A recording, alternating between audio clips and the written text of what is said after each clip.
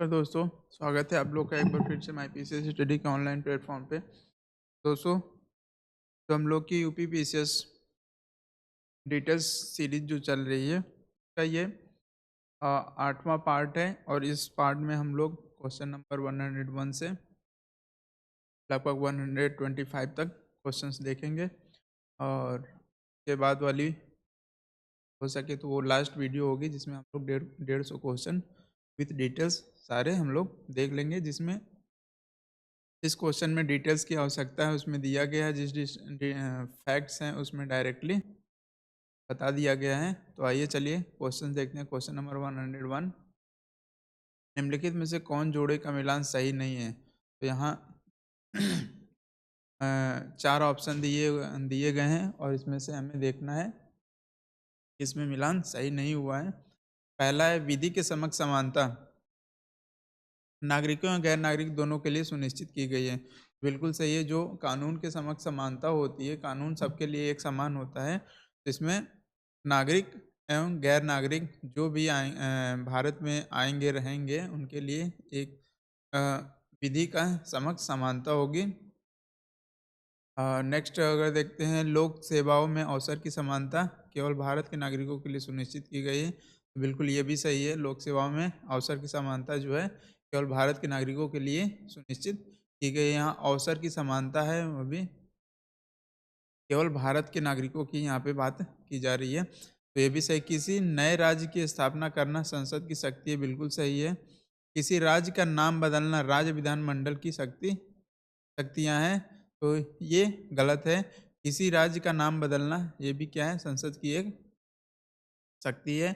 उस संसद में ही नाम बदलने की प्रक्रिया का प्रावधान लाया जा सकता है, उसके माध्यम से किसी राज्य का नाम बदला जा सकता है। जैसे अभी करंट में आप लोग को देख रहे होंगे, केरल राज्य के केरलम करने की मांग उठ रही है।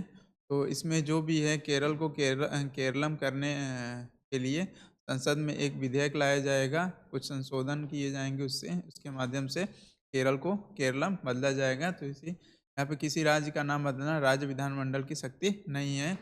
तो अगर राज्य विधानमंडल की शक्ति है तो केरल विधानमंडल अपने राज्य का नाम बदलकर केरलम कर लेता है, लेकिन उसके पास शक्ति उस केरल विधानमंडल की शक्ति नहीं, यानी किसी भी राज्य विधानमंडल की शक्ति नहीं होती है। इस प्रकार से यहाँ हम लोग ऑप्शन डी सही हो जाएगा, जो कि मिलान सही नहीं है। किसी राज्य का नाम बदलना संसद की शक्ति के अंतर्गत आता है, तो बिल्कुल ये भी एक्सप्लेनेशन कह रहा है किसी राज्य का नाम बदलना संसद की शक्ति के अंतर्गत आता है, और किसी नए राज्य की स्थापना करना भी संसद की शक्ति के अंतर्गत आता है। तो क्वेश्चन नंबर 101 का डी सही है। नेक्स्ट क्वेश्चन, क्वेश्चन नंबर 102, सूची 1 को सूची 2 से सुमेल कीजिए। सूची 1 ये दिया है, सूची 2 ये। भारत की संचित निधि इससे संबंधित है, किस आर्टिकल में भारत की संचित निधि से संबंधित उल्लेख किया गया है? तो भारत की संचित निधि की बात करें तो यहाँ पे भारत की संचित निधि आर्टिकल 266 से है। वित्त आयोग 280 एंड वित्तीय आपातकाल की बात करें तो ये 360 आर्टिकल 360, भारत के नियंत्रक एवं महालेखा परीक्षक आर्टिकल 148। तो इस प्रकार से हम लोग देखें तो ऑप्शन हम लोगों का 1, 3, 2 और 4 यहाँ पे मिस टाइपिंग हो गई है। ऑप्शन यहाँ पे नहीं दिया हुआ है, लेकिन आप लोग देखेंगे तो ऑप्शन सी यहाँ पे सही होगा, जिसमें 1, 3, 2, 4 से मैचिंग हमारी इस क्वेश्चन की होगी। यहाँ पे एक्सप्लेनेशन में भी आप लोग देख सकते हैं, आंसर सी दिया हुआ है। अनुच्छेद 266 भारत की संचित निधि, अनुच्छेद 280 वित्त आयोग से संबंधित है, अनुच्छेद 360 वित्तीय आपातकाल और अनुच्छेद 148 भारत के नियंत्रण एवं माल्यका परीक्षक से संबंधित है। नेक्स्ट क्वेश्चन है क्वेश्चन नंबर 103, भारतीय संविधान में शोषण के विरुद्ध अधिकार के अंतर्गत निम्नलिखित में से किसकी परिकल्पना की गई है? तो भारतीय संविधान में शोषण के विरुद्ध अगर देखें अधिकार के अंतर्गत निम्नलिखित में से किसकी परिकल्पना की गई है? तो जो शोषण के विरुद्ध अधिकार है उसमें क्या क्या कहा गया है ये देखते हैं। अस्पृश्यता का अंत ये नहीं, मानव देह व्यापार और बलात् श्रम का निषेध। बिल्कुल, शोषण के विरुद्ध में ये मानव देह व्यापार और बलात् श्रम का निषेध है। ह्यूमन ट्रैफिकिंग जो होती है उसमें उसको निषेध किया गया है शोषण के विरुद्ध में। और कारखानों और खदानों में बच्चों की मजदूरी का निषेध। बिल्कुल, ये भी कारखानों और खदानों में बच्चों की मजदूरी का निषेध है। शोषण के विरुद्ध ये एक अधिकार है। अल्पसंख्यकों के हितों की सुरक्षा ये नहीं है। इस प्रकार से हम लोग देखें तो दूसरा और तीसरा सही है, जो कि भारतीय संविधान शोषण के विरुद्ध अधिकार के अंतर्गत आता है। इस प्रकार ऑप्शन ए सही होगा। तो 2 और 3 यहाँ नीचे दिया हुआ है सारे के आर्टिकल्स एक्सप्लेनेशन। भारतीय संविधान के अनुच्छेद 23-24 शोषण के विरुद्ध अधिकार की बात करता है। और आर्टिकल 23 में मनुष्यों का दुर्व्यापार, बेगार और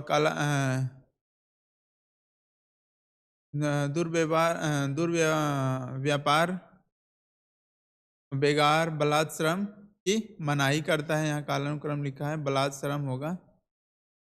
बलात्, दुर्व्यवहार, बलात् श्रम की मनाही करता है। आर्टिकल 24 में क्या है? 14 वर्ष तक की आयु के बच्चों को कारखाना, खतरनाक रोजगार में नहीं लगाया जा सकता है। अतः मानव देह व्यापार और बाल श्रम का निषेध, कारखानों और खदानों में बच्चों की मजदूरी का निषेध है। शोषण के विरुद्ध अधिकार के अंतर्गत ये दोनों आर्टिकल आते हैं। Next question, question number 104। निम्नलिखित समूहों में से किसमें केवल आगत उपकरण इनपुट डिवाइस है? ये कंप्यूटर का क्वेश्चन है जिसमें इनपुट डिवाइस पूछ रहा है। तो माउस, कीबोर्ड, प्रिंटर। माउस और कीबोर्ड तो इनपुट डिवाइस है, लेकिन प्रिंटर क्या है? आउटपुट डिवाइस है। Mouse, keyboard, projector. Mouse, keyboard यहाँ भी इनपुट डिवाइस है, लेकिन प्रोजेक्टर क्या है? आउटपुट डिवाइस है। Mouse, keyboard, monitor. यहाँ पे मॉनिटर क्या है? हमारा आउटपुट डिवाइस हो जाता है। माउस, कीबोर्ड और स्कैनर। अब यहाँ पे ये तीनों, माउस भी, कीबोर्ड भी, स्कैनर, तीनों क्या है? इनपुट इनपुट डिवाइस है। तो यहाँ पे उत्तर डी सही हो जाएगा। माउस, कीबोर्ड, स्कैनर यह आगत उपकरण है, यानी इनपुट डिवाइस है। नेक्स्ट क्वेश्चन है क्वेश्चन नंबर 105। कंप्यूटर मेमोरी का वह कौन सा भाग है? कंप्यूटर मेमोरी का वह कौन सा भाग है जो विद्युत आपूर्ति बाधित होने पर भी अपरिवर्तनशील रहता है? तो वह है रोम, रीड ओनली मेमोरी। जो लाइट चली भी जाती है तो वहाँ पे डेटा वहाँ पे स्टोर हो जाता है। को जब भी हम लोग ओपन करेंगे तो वो अपरिवर्तनशील, उसमें कुछ चेंजेस को देखने को नहीं मिलता है। कंप्यूटर मेमोरी का रोम है जो विद्युत आपूर्ति बाधित होने पर अपरिवर्तनशील रहता है। जो भी हम लोग टाइपिंग करते हैं या कुछ ऐसी डेटा होती है जिसमें हम लोग केवल रीड कर सकते हैं, रीड ओनली मेमोरी इसी से संबंधित है। तो अगर उसमें हम लोग देखते हैं कि अगर हमने अपना लैपटॉप बंद कर दिया या सिस्टम बंद कर दिया, लाइट अचानक चली गई, फिर भी अगर हम दोबारा उस फाइल को खोलते हैं तो क्या पाते हैं कि जिस प्रकार हम लोगों ने टाइपिंग की थी, जो सेंटेंस टाइप किए, तो वो पूरा सेंटेंस सेम रहता है। इसमें ये नहीं है कि ये सेंटेंस लाइट जाने की वजह से या लैपटॉप बंद करने की वजह से चेंजेस आ गए हैं, तो ऐसा कुछ नहीं होता है। तो ये ऐसे ही अपरिवर्तनशील रहता है। वो है हमारी रीड ओनली मेमोरी यानी रोम। नेक्स्ट क्वेश्चन है क्वेश्चन नंबर 106। निम्नलिखित में से कौन सा फ़ारेनहाइट तथा सेल्सियस डिग्री के बीच संबंध दर्शाता है? तो फ़ारेनहाइट और डिग्री सेल्सियस की यहाँ बात कर रहा है, इनके बीच रिलेशनशिप की बात कर रहा है। तो ये ऑप्शन सी सही हो जाएगा। Fahrenheit is equal to 5/9 degree Celsius plus 32 निकालने पे हमारे फ़ारेनहाइट आएगा। इसी प्रकार से हम लोग डिग्री सेल्सियस की भी वैल्यू निकाल सकते हैं। तो इस प्रकार ऑप्शन सी सही है। फ़ारेनहाइट तथा सेल्सियस के बीच सही संबंध है। नीचे दिए हुए आप लोग देख सकते हैं। Next question, question number 107। निम्नलिखित में से कौन सा कथन सही नहीं? यहाँ पे सही नहीं पूछा है, तो आइए देखते हैं। किसी कोशिका को केंद्रक कोशिकीय विभाजन प्रजनन में हिस्सा नहीं लेता है।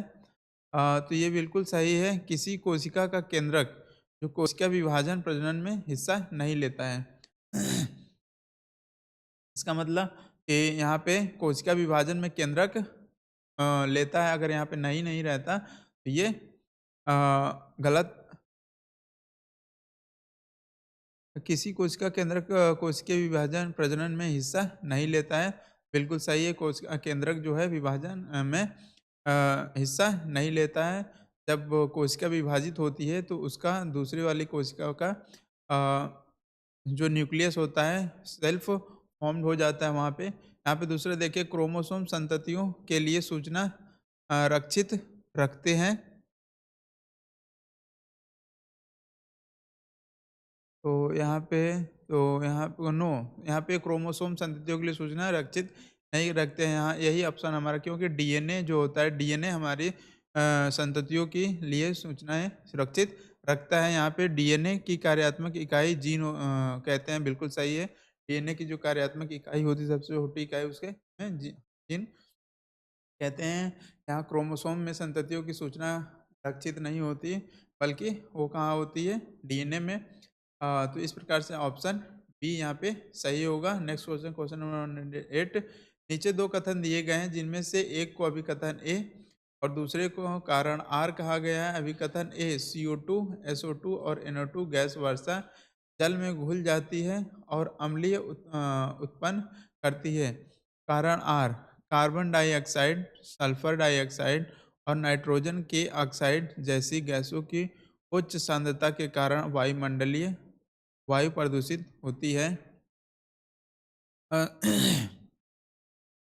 नेक्स्ट अगर हम लोग देखें इसमें, तो क्या दिया है कथन अभिकथन। तो CO2, SO2 और NO2 गैस वर्षा जल में घुल जाती हैं और अम्लीय उत्पन्न करती हैं। तो बिल्कुल ये सही है। CO2, SO2 और NO2 गैस जब वर्षा होती है तो उसमें वर्षा के बूंदों के साथ ये घुल मिल जाती हैं। और कारण कार्बन डाइऑक्साइड, सल्फर डाइऑक्साइड और नाइट्रोजन ऑक्साइड जैसी गैसों की उच्च सांद्रता के कारण वायुमंडलीय वायु प्रदूषित होती है। तो बिल्कुल ये भी बात सही है, अभिकथन भी सही है, कारण भी सही है। और इस प्रकार हम लोग देखें तो कारण अभिकथन ए का कारण व्याख्या भी कर रहा है, तो ऑप्शन ए यहाँ पे सही हो जाएगा।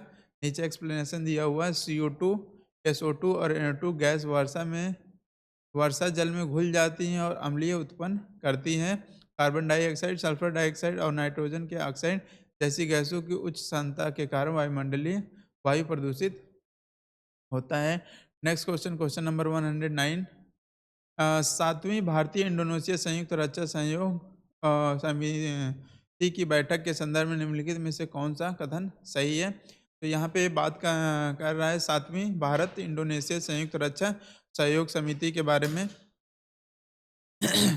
तो इसमें दो कथन तथ्य दिए हुए हैं। इस बैठक में इंडोनेशिया ने रक्षा उद्योग, समुद्री सुरक्षा और बहुपक्षीय सहयोग के क्षेत्रों में सहयोग बढ़ाने पर सहमति जताई। बिल्कुल ये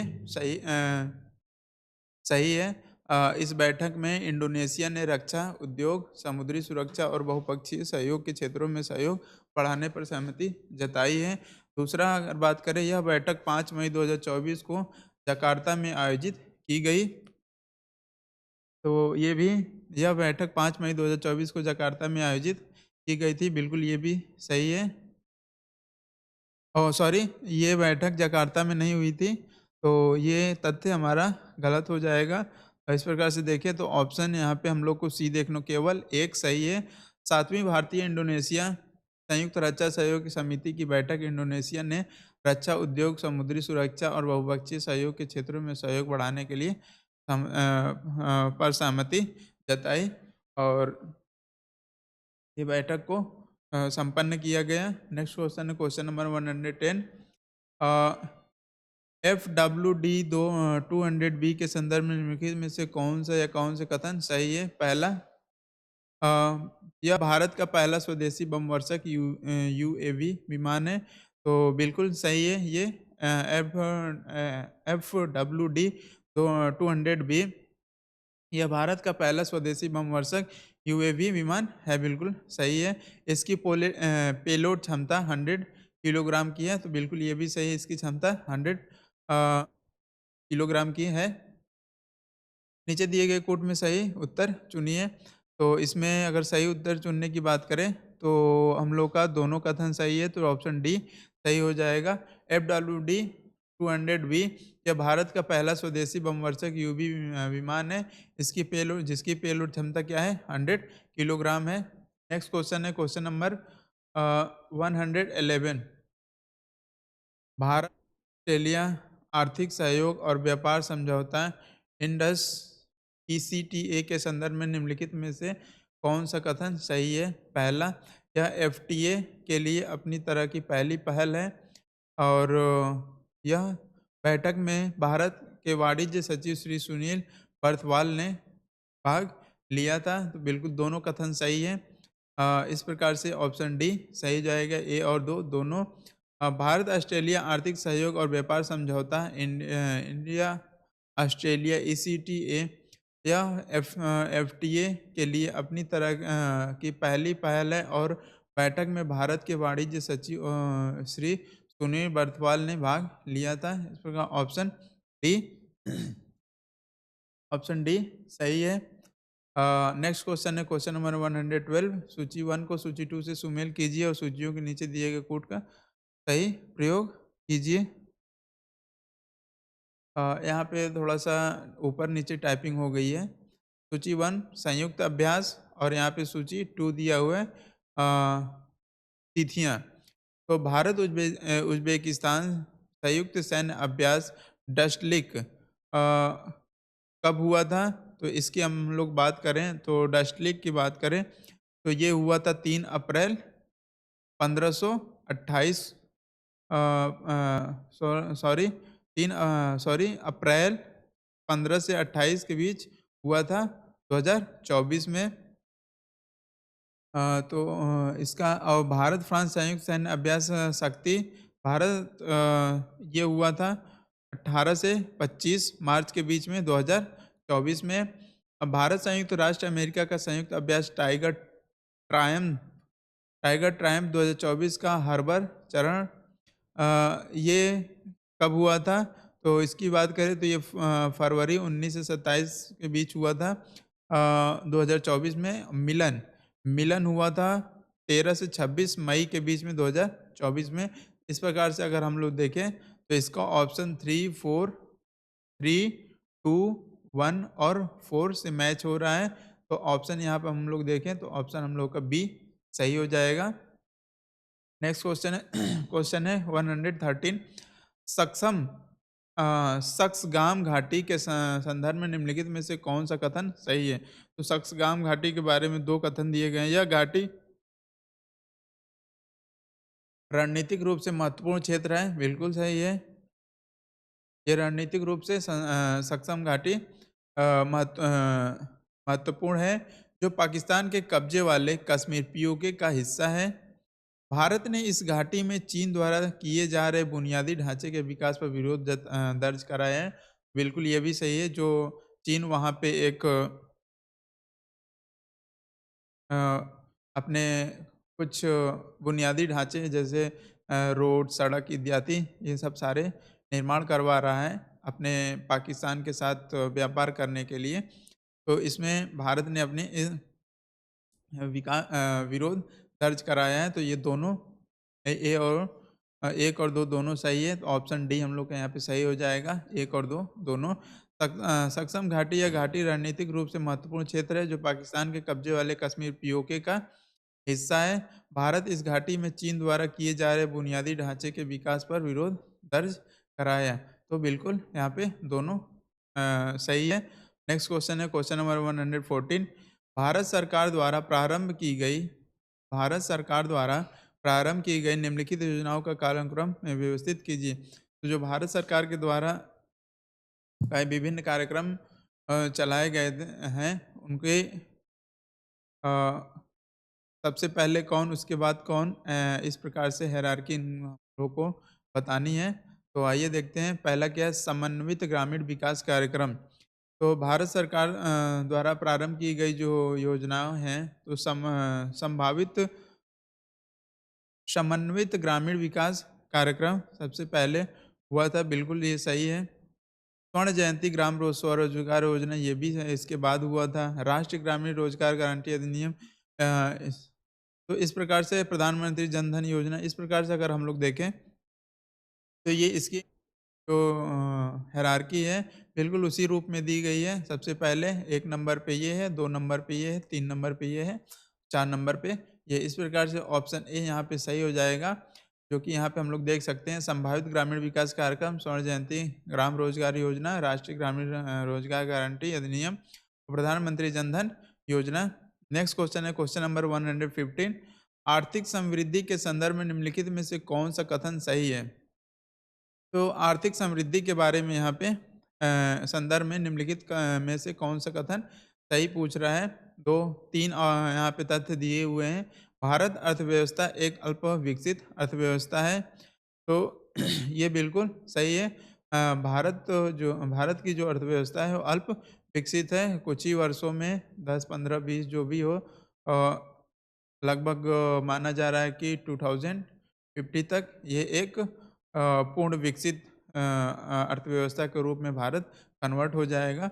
भारतीय अर्थव्यवस्था एक मिश्रित अर्थव्यवस्था है, तो बिल्कुल ये भी सही है। भारतीय अर्थव्यवस्था क्या है? एक मिश्रित अर्थव्यवस्था है। तीसरा क्या है? जेएम किन्स अर्थशास्त्री के जनक हैं, तो ऐसा जेएम किन्स नहीं है। तो अगर देखें तो हम लोग पहला और दूसरा तथ्य सही है। भारतीय अर्थव्यवस्था एक मिश्रित अर्थव्यवस्था है और एक अल्प विकसित अर्थव्यवस्था भी है। इस प्रकार से ऑप्शन ए सही होगा, केवल 1 और 2 सही है। नेक्स्ट क्वेश्चन है क्वेश्चन नंबर 16। अभिकथन ए और कारण आर, राष्ट्रीय मुद्रा का वह मूल्य जो विदेशी मुद्राओं की मांग और आपूर्ति द्वारा तय होता है उसे नम्य विनिमय दर कहते हैं। तो सही है, बिल्कुल अभिकथन सही है। विदेशी मुद्रा की मांग और आपूर्ति केंद्रीय बैंक द्वारा निर्धारित होती है। तो नहीं, केंद्रीय बैंक के द्वारा नहीं, वो आरबीआई के द्वारा होती है, रिजर्व बैंक ऑफ इंडिया। इस प्रकार से देखें तो अभिकथन केवल सही है, तो यहाँ पे डी ऑप्शन सही है। ए सही है किंतु आर गलत है। नम्य विनिमय दर राष्ट्रीय मुद्रा एवं विकास मूल्य जो विदेशी मुद्रा की मांग और आपूर्ति द्वारा तय होता है उसे नम्य विनिमय दर कहते हैं। तो विदेशी मुद्रा की मांग और आपूर्ति 1935 आरबीआई द्वारा निर्धारित होती है, बिल्कुल सही है। यहाँ पे आरबीआई 1935 के अधिनियम के द्वारा होती है। नेक्स्ट क्वेश्चन है क्वेश्चन नंबर 117। भारत के संदर्भ में निम्नलिखित घटनाओं पर विचार कीजिए। तो भारत के संदर्भ में कुछ बैंकों के बारे में इंफॉर्मेशन दी गई है, आइए देखते हैं कौन सा सही है कौन सा गलत है। तो बैंकों का राष्ट्रीयकरण, ठीक है, सबसे पहले बैंकों का राष्ट्रीयकरण हुआ था। उसके बाद क्षेत्रीय ग्रामीण बैंकों का गठन, बिल्कुल सही है। उसके बाद जो दूर दराज गांव के इलाकों में क्षेत्रीय बैंक, इस टाइप के इलाकों के लिए क्षेत्रीय ग्रामीण बैंकों का गठन किया गया था। बैंक शाखाओं द्वारा गांवों के गोद लेना, तो ये तीसरा। उसके बाद क्या हुआ था? बैंक जो शाखाएं जितनी खुली थी, तो उसमें से उनके माध्यम से कुछ गांवों को गोद लिया गया था उनके डेवलपमेंट के लिए, तो ये भी सही है। ये तीनों तथ्य सही है। और अ, तो इसमें हम लोग तीनों देखें तो भारत के बैंक के संदर्भ में तीनों तथ्य सही है, 1, 2 और 3, ऑप्शन बी सही है। भारत के संदर्भ में पहले बैंकों का राष्ट्रीयकरण हुआ 1969 में।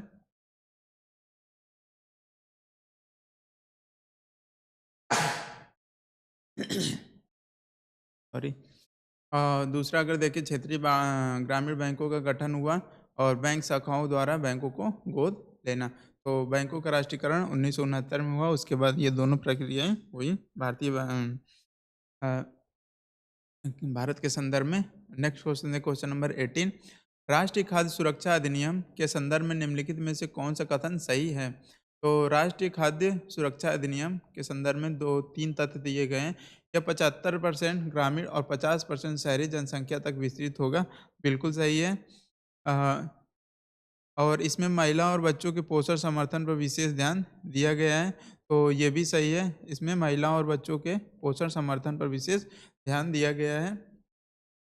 यह 5 जुलाई 2010 को लागू किया गया था, नहीं। तो देखिए इस प्रकार देखें तो क्वेश्चन नंबर 118 का 1 और 2 दो सही है। ऑप्शन डी यहाँ पे 1 और 2 सही देखने को मिल रहा है। राष्ट्रीय खाद्य सुरक्षा अधिनियम के तहत खाद्य सुरक्षा 75% ग्रामीण और 50% शहरी जनसंख्या तक विस्तृत होगा। इसमें महिलाओं और बालकों बच्चों के पोषण समर्थन पर विशेष ध्यान दिया गया है।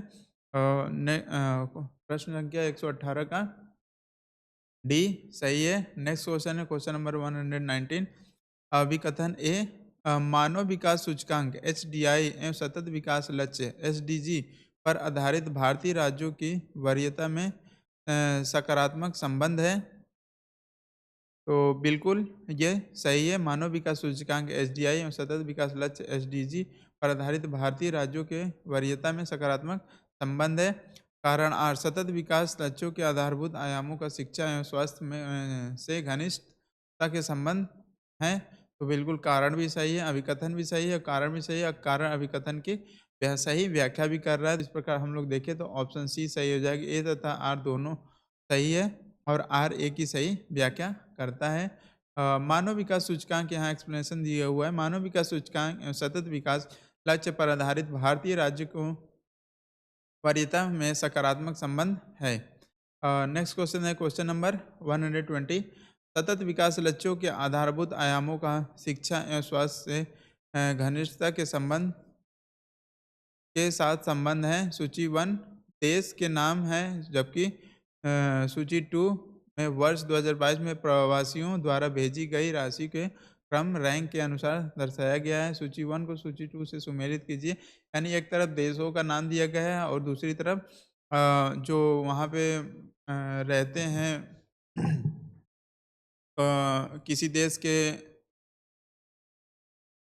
लोग किसी दूसरे देश में रहते हैं, वहाँ से जाके जो भी मुद्राएँ अपनी भेजते हैं अपने देश, तो उसे फॉरेन करेंसी के नाम से जाना जाता है। मतलब भेजी गई राशि को क्रम रैंक के अनुसार दर्शाया गया है। यानी तो किस देश के लोगों ने सबसे ज़्यादा राशि भेजी है, यानी धन भेजा है। तो आइए देखते हैं मैक्सिको। मैक्सिको का इसमें स्थान अगर हम लोग देखें तो मैक्सिको का स्थान दूसरे स्थान पर रहा।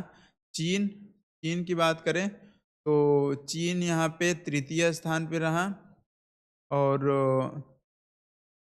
भारत की बात करें तो भारत प्रथम स्थान पे रहा और फिलीपींस चतुर्थ स्थान पे रहा। तो इस प्रकार हम लोग देखें तो भारत प्रथम स्थान पर है और जिसमें इन्होंने इसके प्रवासी 2022 में इनके प्रवासियों द्वारा भेजी गई राशि का क्रम सबसे ऊपर है, यानी सबसे ज़्यादा भारतीय मूल के लोगों द्वारा देश में पैसे भेजे गए। तो इस प्रकार क्वेश्चन और 120 का ऑप्शन बी सही होगा। 2, 3, 1, 4 2022 में प्रवासियों द्वारा भेजी गई राशि वही ऊपर वाला क्रम में लगा दिया गया है। मैक्सिको द्वितीय पे है, चीन तृतीय पे, भारत प्रथम पे और फिलीपींस चतुर्थ पे है। नेक्स्ट क्वेश्चन देखें क्वेश्चन नंबर 121। एक तरफ सूची 1 दिया है, दूसरी तरफ सूची 2 दिया हुआ है और पहले में राज्य के नाम दिए हैं, दूसरे में 2019 से 23 के दौरान आधारभूत संरचनाओं पर किए गए खर्च के अनुसार श्रेष्ठता क्रम की बात की जा रही है यहाँ पे। तो महाराष्ट्र को देखें तो महाराष्ट्र का द्वितीय स्थान रहा। उसके बाद उत्तर प्रदेश की बात करें तो ये प्रथम स्थान पे इसमें भी रहा। तमिलनाडु की अगर हम लोग देखें तो तमिलनाडु चतुर्थ स्थान पे रहा और इसके पश्चात कर्नाटक चतुर्थ स्थान पे। इस प्रकार देखें तो ऑप्शन हम लोगों को बी सही देखने को मिल रहा है। 2, 1, 3, 4 महाराष्ट्र द्वितीय स्थान पे है, उत्तर प्रदेश प्रथम, तमिलनाडु तृतीय, कर्नाटक चतुर्थ स्थान पे है। नेक्स्ट क्वेश्चन है क्वेश्चन नंबर 122। नीचे दिए 2 कथन दिए गए हैं जिनमें से एक को अभिकथन ए तथा दूसरे को कारण आर कहा गया है। अभिकथन ए, भारतीय संविधान का अनुच्छेद 352 आपातकालीन स्थिति की घोषणा से संबंधित है। कारण आर, आपातकालीन स्थिति किसी भी समय उत्पन्न हो सकती है। तो अभिकथन और कारण दोनों सही है, लेकिन जो कारण है अभिकथन की व्याख्या नहीं कर रहा है। तो इस प्रकार हम लोग देखें तो ऑप्शन ए सही हो जाएगा। ए तथा आर दोनों सही हैं, किंतु आर ए की सही व्याख्या नहीं करता है। अ, उत्तर इसका ए हो गया। अनुच्छेद 352 आपातकालीन स्थितियों की घोषणा से संबंधित है। आपातकालीन स्थिति किसी भी समय उत्पन्न हो सकती है। नेक्स्ट क्वेश्चन है क्वेश्चन नंबर 133 और सॉरी 23। आईसीटी आधारित ई गवर्नेंस के संबंध में निम्नलिखित में से कौन सी कथन सही है? तो आईसीटी ई गवर्नेंस सरकार की पारदर्शिता को कम करता है, तो बिल्कुल ये ई गवर्नेंस सरकार की लागत कम हो जाती है, बिल्कुल सही है। ई गवर्नेंस से सरकार की लागत कम हो जाती है। ई गवर्नेंस से सरकार में नागरिकों का योगदान बढ़ जाता है, ये भी सही है। ई गवर्नेंस नौकरशाही की लाल फीताशाही को बढ़ाता है, नहीं। ई गवर्नेंस सरकार की पारदर्शिता को कम करता है, ऐसा कुछ नहीं है। तो इस प्रकार देखें तो हम दूसरा और तीसरा हम लोग को ई गवर्नेंस के मामले में सही देखने को मिल रहा है। तो ऑप्शन बी यहाँ पे सही हो जाएगा। 2 और 3। आईसीटी आधारित ई गवर्नेंस के संबंध में ई गवर्नेंस से सरकार की लागत कम हो जाती है और ई गवर्नेंस से सरकार में नागरिकों का योगदान बढ़ जाता है। नेक्स्ट क्वेश्चन देखें क्वेश्चन नंबर 124। संघ लोक सेवा आयोग को निम्नलिखित में से किन स्रोतों से कार्य शक्ति प्राप्त होती है? तो यहाँ पे देखें तो ऑप्शन संघ लोक सेवा आयोग को इसमें से संविधान निम्नलिखित किन स्रोतों से कार्य शक्ति के बारे में यूपीएससी की कार्य शक्ति के बारे में बात की जा रही है कि कहाँ से उसे प्राप्त होती है। संविधान से तो होती ही है, संविधान में यूपीएससी का उल्लेख है ही है। संसदीय कानून से ये भी है। कार्यकारी निगम और आदेश से बिल्कुल सही है। परंपराएं से बिल्कुल सही है। इस प्रकार देखें तो चारों तथ्य सही है। ऑप्शन डी यहाँ पे सही हो जाएगा, 1, 2 और 4। नेक्स्ट क्वेश्चन है, नेक्स्ट एंड इस वीडियो का लास्ट क्वेश्चन है 125। निम्नलिखित में से कौन सा एक सही सुमेलित है? संवैधानिक निकाय और संवैधानिक अनुच्छेद। तो निर्वाचन आयोग किससे संबंधित, किस आर्टिकल में निर्वाचन आयोग के बारे में कहा गया है? तो अगर यहाँ पे हम लोग देखें निर्वाचन आयोग के बारे में सही सुमेलित है, तो यहाँ पे सही सुमेल निर्वाचन आयोग 166 में है, बिल्कुल ये सही है। नेक्स्ट है राष्ट्रीय अनुसूचित जाति आयोग। तो ये राष्ट्रीय अनुसूचित आयोग आर्टिकल 148 में इसका उल्लेख किया गया, बिल्कुल ये भी सही है। वित्त आयोग का 263 में किया गया, बिल्कुल सही है। राष्ट्रीय पिछड़ा आयोग 340 में नहीं है, तो ये हम लोग का सही सुमेल नहीं है राष्ट्रीय पिछड़ा आयोग। तो इस प्रकार से ऑप्शन डी हम लोग का सही हो जाएगा। नेक्स्ट क्वेश्चन है 126, लेकिन इस क्वेश्चन यहाँ से हम लोग 126 टू 150 क्वेश्चन हम लोग नेक्स्ट पार्ट में देखेंगे। और तो चलिए तब तक के लिए धन्यवाद और मिलते हैं अगले वीडियो में।